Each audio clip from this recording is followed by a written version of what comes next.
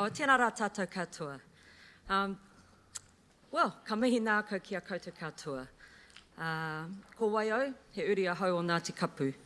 Kapu manawa whiti, he toa, he rangatira. Ko ngā paimaunga o Tarurua, ko Otaki te awa, ko rau kawakawa moana, ko Kapiti te mauteri. Tēnā rā koutou katoa, ko takoto tēnei rā ki tēnei wāhi Auaha, kanui te mihu kia koutou katoa. I hate these things where you start where you feel like you're sort of glued to a podium. So if I start wandering around, just wander with me.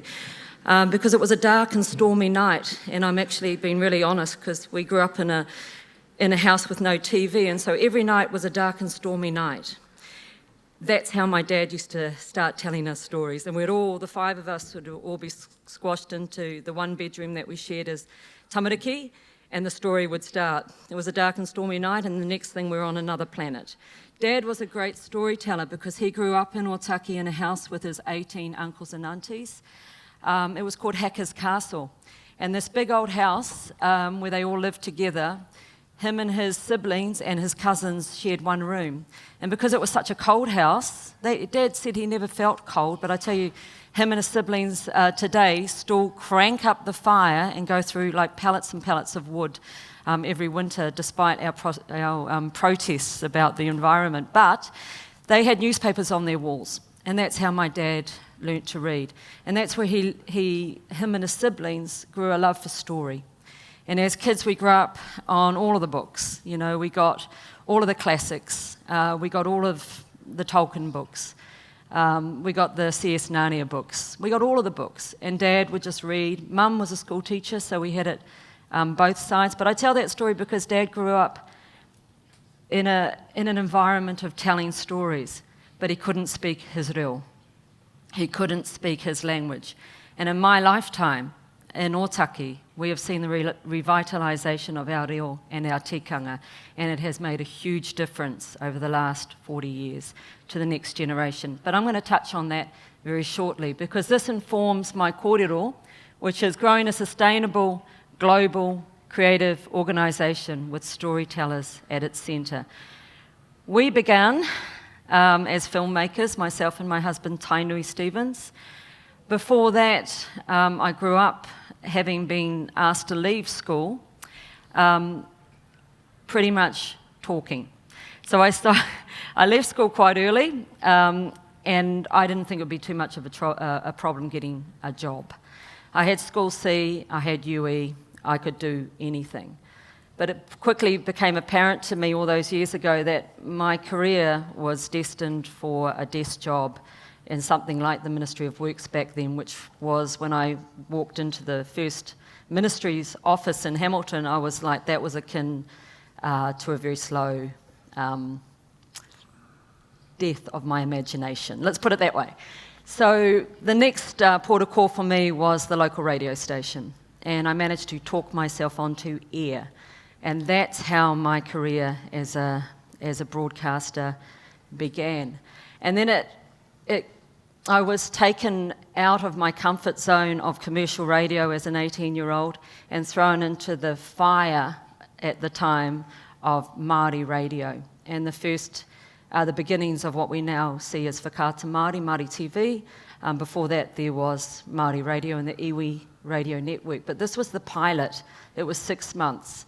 And in that time, it didn't seem that we could get much radio done because every half an hour, every hour or so, the doors would open and there'd be another pōwhiri to another iwi group coming to celebrate the fact that we had our own radio station. And I was like, how does anyone get anything done around here? And it was really quite an astounding thing to watch. But over the years, I'm sort of at a point where I'm reflecting back on all of this because it brings me back to my purpose. And I realise now that it took me a long time to say I am a storyteller and not be shy about that. It took me a long time to say I am a filmmaker. I mean, it's been only in the last 5 years I've said I am a filmmaker, and I feel that strongly in my bones. Because storytelling, apart from the Bard and Shakespeare, wasn't something that you could really stand up and say, and especially I am an Indigenous storyteller. I look now at the young people that we work with, They are proud to tell stories, and they're proud of who they are. I'll come back to that. But we have grown something in Ōtaki, in my own community, that we couldn't have done without our community. But they weren't on board from the get-go. The challenge has been saying to my own whānau, my own hapu, storytelling is in our genes, storytelling is in our whakapapa. We were born storytellers. Where are our whare tāpiri? And there have been people advocating for this. When I was a child, I used to listen to people like Tungia Baker, who talked about a time when she could have the best of the world's opera singers sing on Kapiti Island. I grew up with people like Don Selwyn saying, do not forget that you have something to say in your language, in your wā, in your time. So we did something on a dark and stormy night in Canada about 12 years ago where I stood on a stage in front of about 800 people, and I invited them to come to Ōtaki. And I had to be honest, and I said to them, I'm inviting you to come to Ōtaki. We do not have a cinema. We have one motel, but I don't think you should stay there. We've got 2 pubs, but if you go to the pub, I'm coming to get you to take you home. We had no infrastructure. And 12 years on, we still have no cinema. But what we did was we announced to the Indigenous global filmmaking community that we would look after them. I said to them, come and we will look after you in our storied landscape. And they came. Oh, it's not working.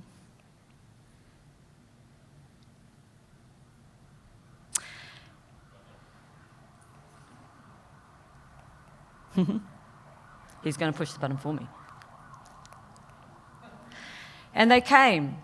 And when they came, we had one thing. We didn't have a cinema, but we had a caravan. And we had spent our enormous amount of money that we'd cobbled together, the 5 of us that grew Māori land. We'd cobbled together enough money to buy a caravan, and I'll show you that caravan. And that was our ticket office, our cup of tea office for our kuia.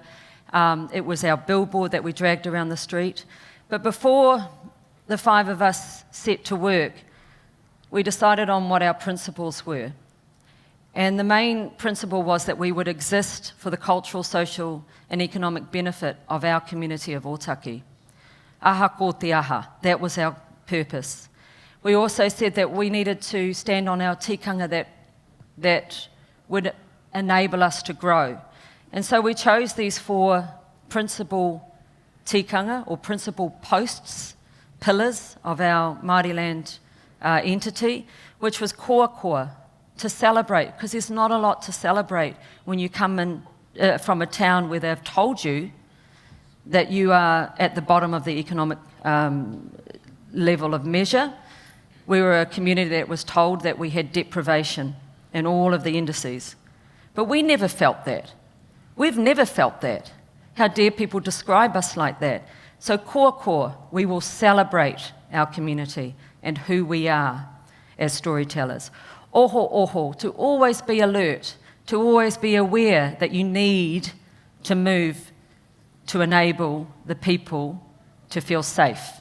So when COVID happened, oho was absolutely the thing that we were able to maintain and actually grew strength from. Manaaki, that's the purpose of saying to those people, or the principle of saying to those people in Canada, come and we will look after you. We will extend our iwi's response to be hospitable to all visitors. And ko tahitanga, that we will be a collective, not one thing, but a collective of many things. And we will recognise the energy and also the gifts that people bring by being their unique selves. But we will be a collective. And so this is how it started.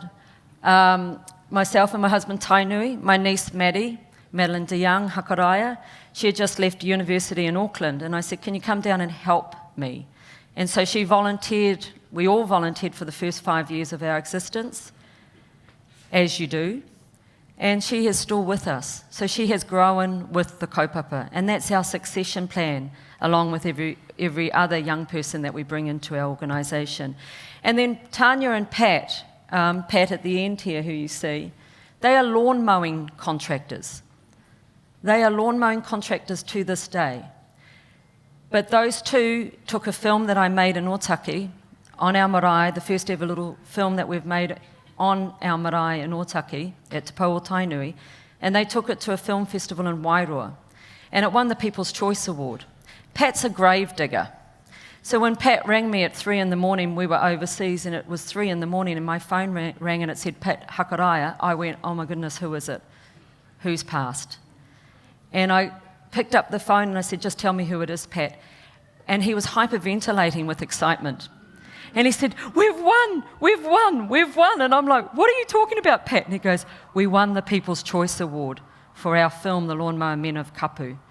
I based that story on one of Pat's stories to me about fighting to mow the marae ātia, the sacred space in front of our wharenui. So I made a little cheeky film about that with my aunties, our aunties in it. That award sparked the whole thing, because when that film got into the festival in Toronto, we all went up to support it, and that's when the call went out, come to Otaki. So this is our little caravan, like I said. Thank you. This is our little caravan, and we quickly found out that that caravan wasn't going to cut it. Wasn't going to cut it because when you've got your 3 aunties in that little caravan having a cup of tea and some fish and chips, no one could buy a ticket. We found out all sorts of things. We'd never run anything like this before. And when our first year of our festival, we had 3,000 people turn up. We didn't even know where to put them. But this is oho, this is manaaki. Everybody in our community took an Indigenous person into their homes. To walk the street and see the Hawaiians talking to the Sami, talking to the Greenlandics, talking to the Native American, Turtle Island came in force. And to see my own whānau in the street going, you know, or seeing Taika, seeing some of our stars of film walking down the street with a tail of tamariki rangatahi behind them, getting them to sign every part of their body. Fantastic, you know, fantastic. So we realised it wasn't going to cut it. So in 2014, one of the biggest building in Otaki's main street, in our little kāinga, closed down. It was called Ed Houses. It was a department store that sold everything. Their strapline was from a pin to an anchor. And it was 100 years old by the time it closed down. It was very beloved by the farming community. And it used to service the farming community from Masterton all the way down through the lower North Island. It closed down. And my cousin Pat, the lawn mowing man, said to me, we should buy that building, Lib. And I was like, well, yeah, okay, let's buy that building, Pat. And 4 months later we did.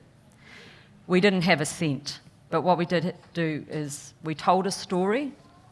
I wrote the feasibility plan, gave it to lotteries, told a story, and we said we will make this our space, our Auaha space, our creative space that will benefit our community. And we will have a performing arts space, and we will be able to manaaki people. We will have a gallery space. We will do all of this in this building. And over time that has come to pass. And this is the Māoriland Hub, the centre of Indigenous, Māori screen and creative arts excellence. Please come and visit us. At the front or the back, the back of our space, we turn the car park into a marakai.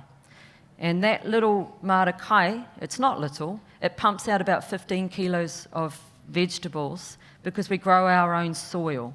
So we are hua parakori. We have our own hot box system, and we take all of the para, all of the waste from our festival and every event that we hold at Māoriland, and we are 24/7 whānau. That place pumps. We have about 180,000 people come through the Māoriland Hub every year. Our festival has now grown to about 18 to 20,000 people over the 5 days. We take all our para and we put it into these 3 commercial hot boxes that we have on site. put that into our mara and we feed our community.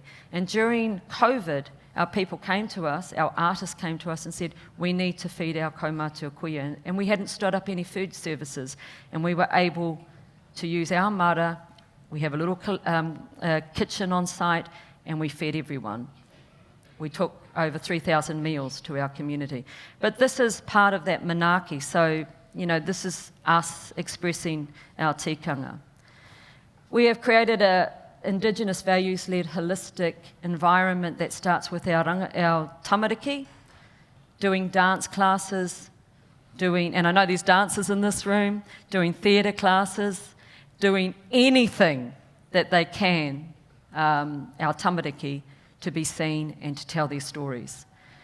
And this has been an organic build, and so we have gone and stood in front of people at Creative New Zealand and Manutū Taonga. I would love to have had the minister hear what we have done in our small town, because it's about our community. And again, it's about giving opportunity to those that need to express themselves. And it's absolute human right to be able to do that. And see, the thing about our tamariki is, how do they know that they want to sing? How do they know that they want to dance? Because it can't happen in our kura. Our kura, as most of you know, are trying to deal with all of the other issues that they're having to do. And it's not, how do I put it?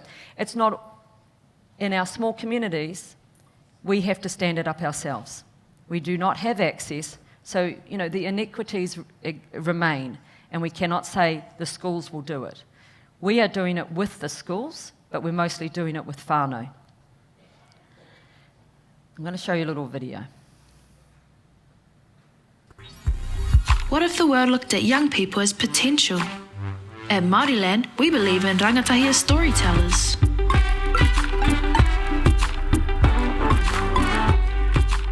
We work with rangatahi Māori across Aotearoa to tell their stories through film, bringing the equipment to them in rangatahi filmmaking workshops.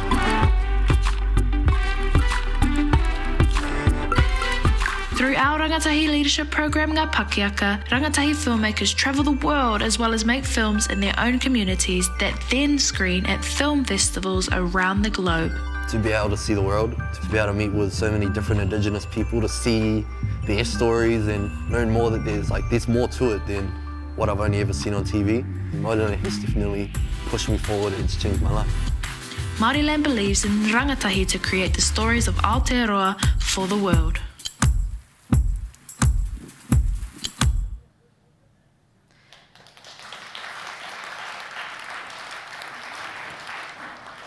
So about 4 years into the festival, we're working with all our tamariki, because if, my own tamariki, if they're not packing bags for festival participants, they're actually ushering them into theatres. And about 4 years in, they said to us, this group of 9-year-olds, where's our festival? Where's our festival?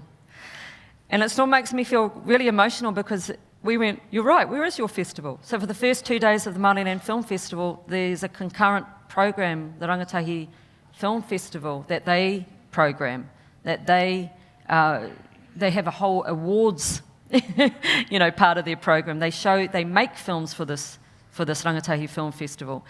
And what's fabulous about that is they then morphed into the main body of the festival, and our rangatahi lead everything. So some of our babies have been with us for the whole journey, and they are now working at Māoriland. We have 27 people working at Māoriland full-time, and half of those are rangatahi. And they enable us to grow. They actually make it worthwhile to turn up at work. I can arrive sometimes with a head full of, angst and worry. And those rangatahi, they're doing stuff. They're actively in their communities. They're travelling throughout Aotearoa, and they're travelling the world. The extensive group of rangatahi film leaders that we've developed over time now numbers close to 100, and they are in the industry. There's pathways.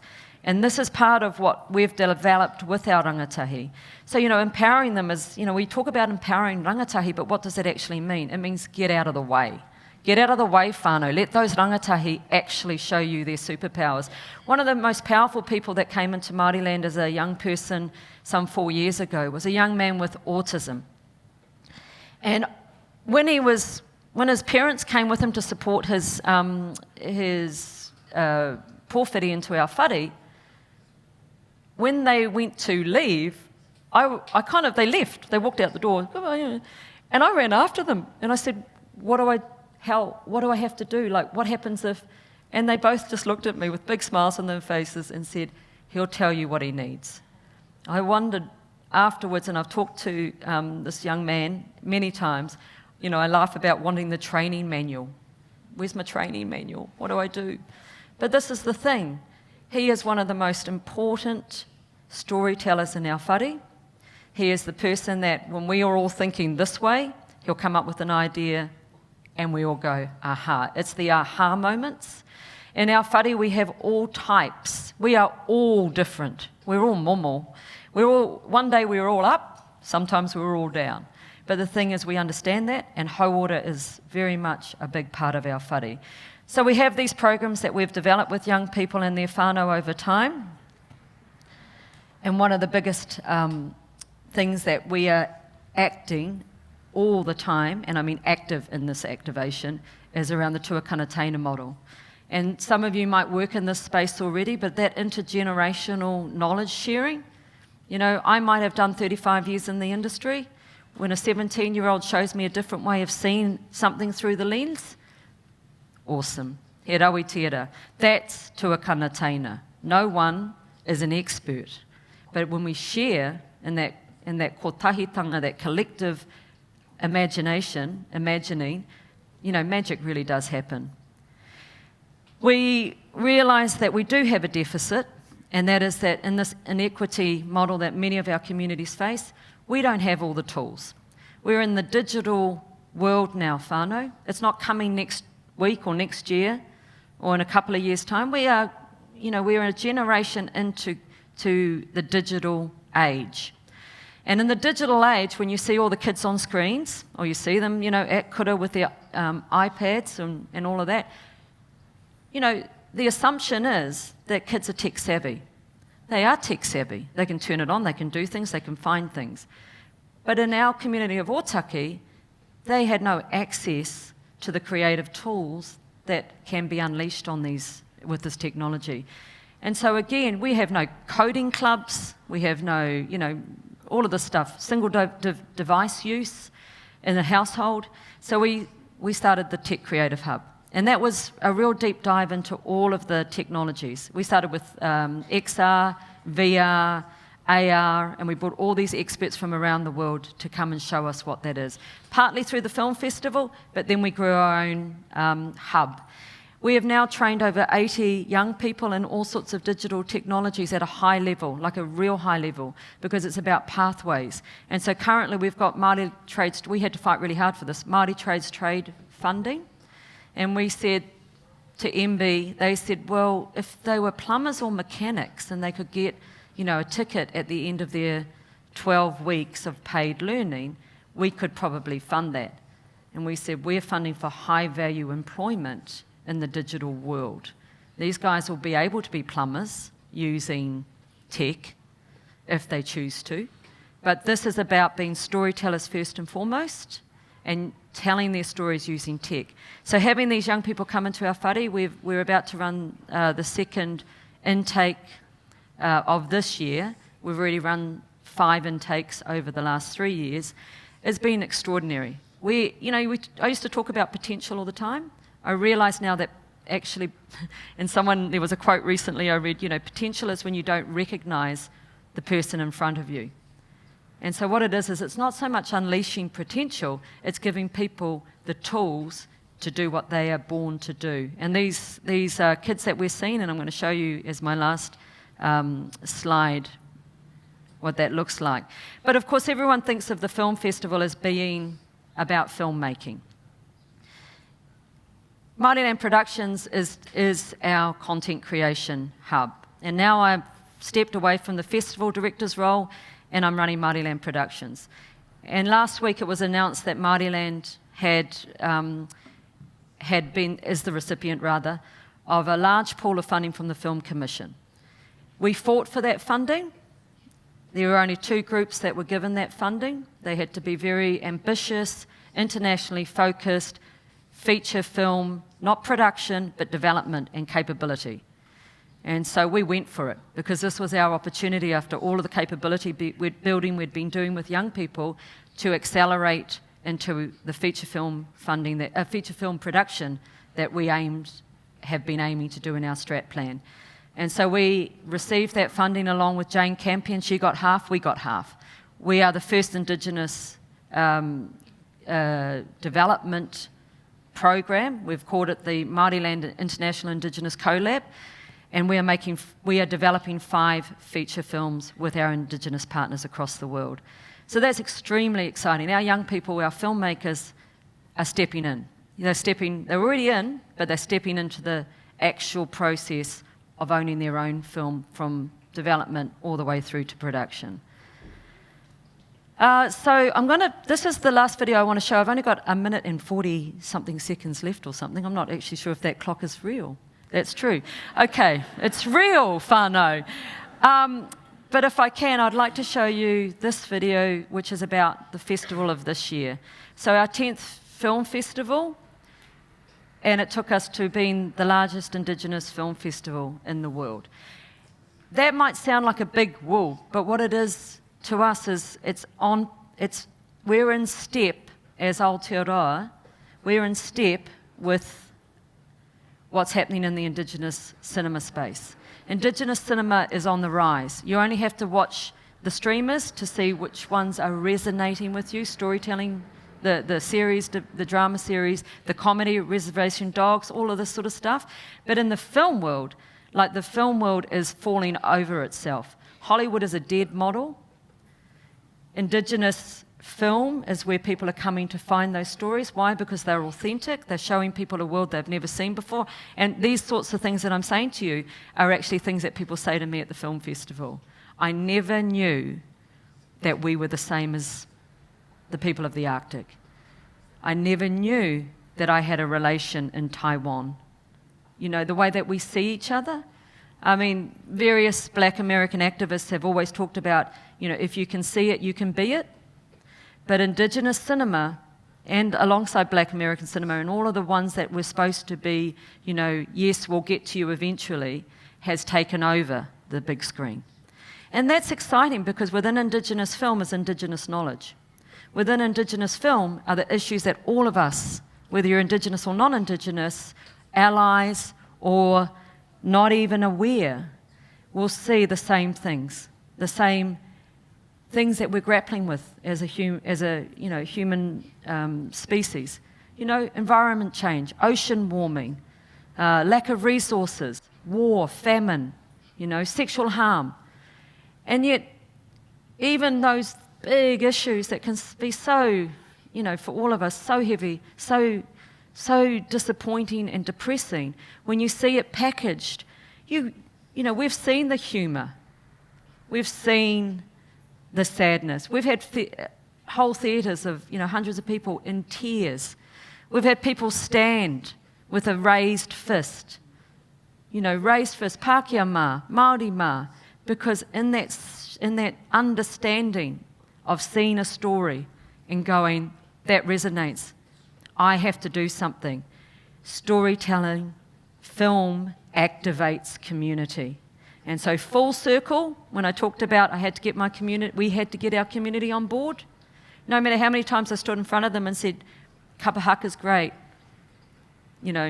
rugby's great, touch is awesome, waka, awesome. You can be a storyteller. And I could see whānau going, what? Why? The film festival and screening and standing up those films is sovereign. That's mana motahaki, when people go and watch those films and say, hey, that's us, that's our festival. And that's what's happened. After the festival finishes and the community are still having conversations, I've had parents come and say to me, my teenagers are talking about the films that they saw 6 months later. It's about that. It's about activation around story. So I'm going to play this. No, I'm not. Oh, yes. Ko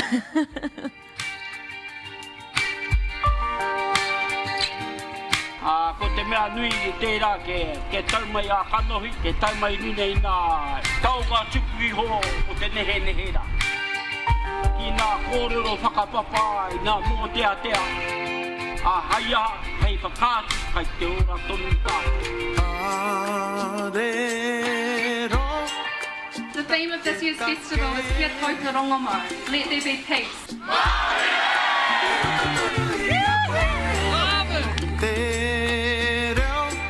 What is peace for us as Indigenous people? Know yourself. Liberate your thought. Liberate your soul. I think that we can learn so much from our past to envision our future, and may that act as a compass for us as we're trying to build new worlds for peace.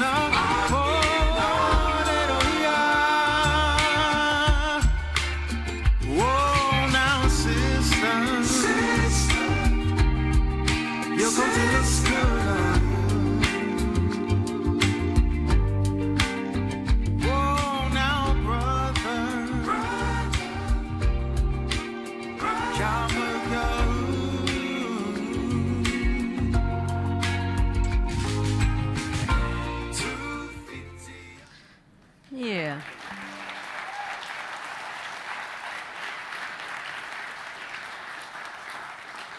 Nā reira e hoa mai rau rangatira mā. No mai ki Māoriland.